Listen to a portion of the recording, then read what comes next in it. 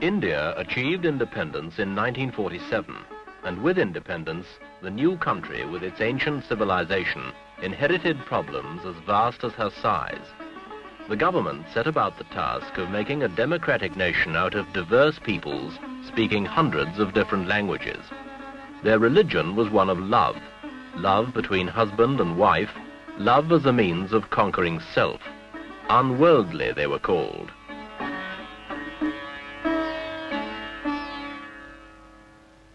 But they were united in their patriotism for Mother India, and some of India's harshest problems began to yield. One problem, the most serious, did not. The problem of Muslim versus Hindu, of Pakistan versus India. This week, Echo looks at the dangers of the confrontation between India and Pakistan.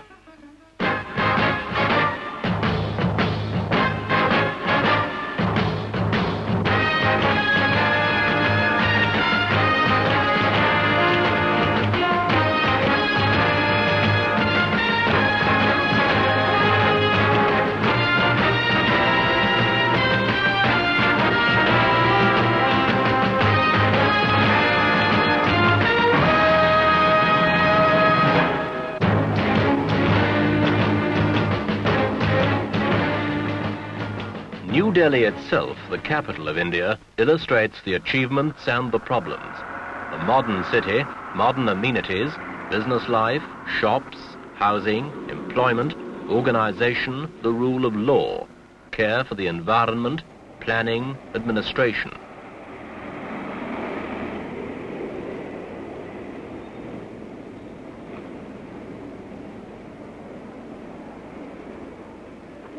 The old ways of life are coming to terms with the new.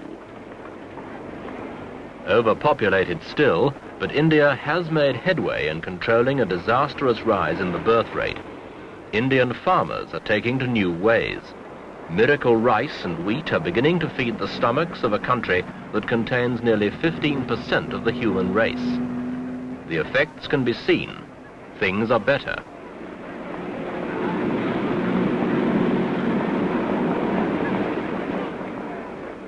Street life continues. There is even a little left over for small luxuries. But each country, India and Pakistan, inherited a minority. Muslims in India, Hindus in Pakistan. Both are devout, often contradictory, but always unquestioning in their loyalties.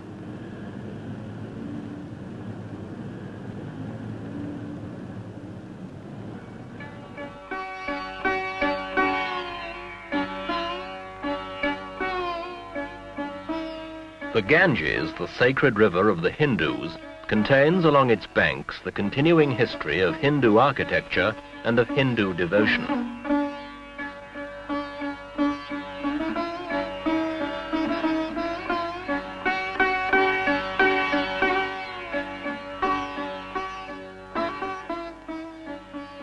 The devotion is to selfless love and to peace. The individual may achieve this.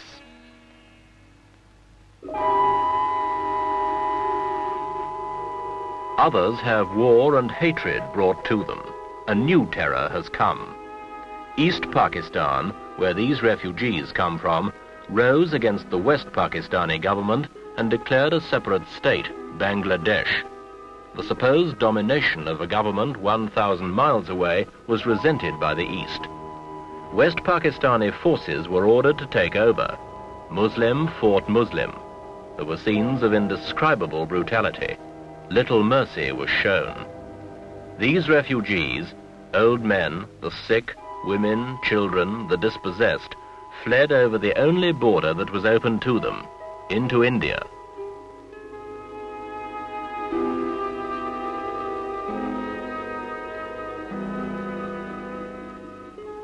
They cannot go back.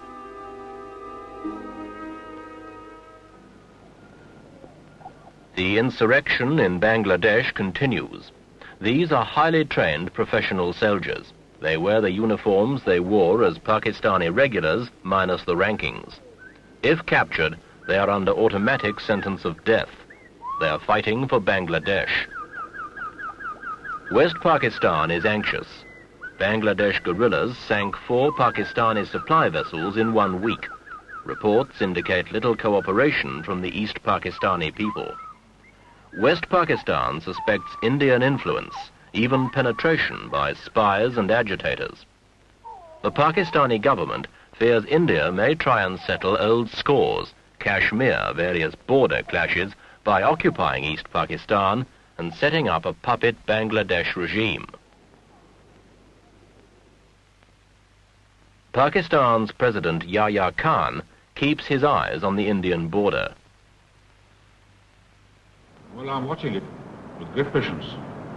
And I'm warning the world that if they have any idea of taking a chunk of my territory in East Pakistan and think this is not war, let me warn you, and I warn the world, that this will mean war, an overall war, which I hate, I don't like. But for the defense of my country, I must then fight an all-out war. And that will mean war here in West Pakistan. How close are you to war with India? Very near it. In India, support for Bangladesh stems from hopelessness in the face of over 8 million refugees, Calcutta alone accepting 250,000 in 48 hours, and the wish by a minority to invade East Pakistan, return the refugees, and avoid an almost insuperable problem for India herself.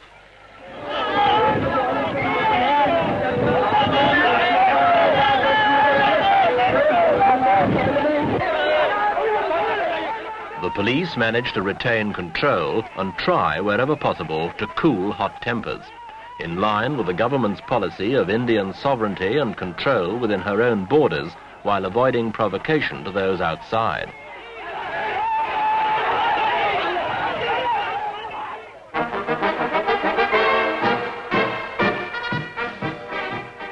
But if the situation gets out of hand, the Indian army is more than an exercise in skilled horsemanship. This army derives, like that of Pakistan, from the British Army. Like the Pakistanis, it uses the same drill, wears similar uniforms, and it is as well trained and equipped.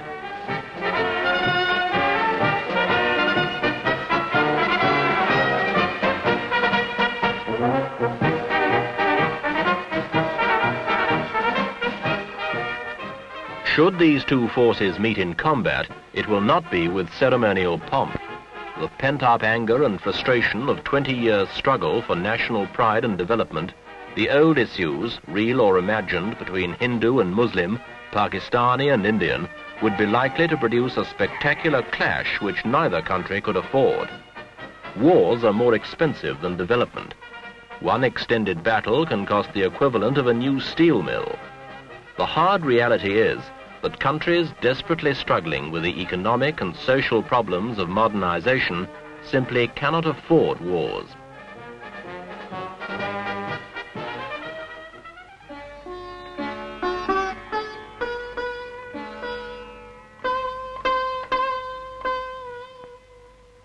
Civil war in East Pakistan. Crisis in the subcontinent. The tension has spread. Allies of the two countries have tried to intervene. The signs have been ominous. Alongside modern technology, however, there remains patience, perseverance, hereditary skill. These old virtues may yet shape a new world.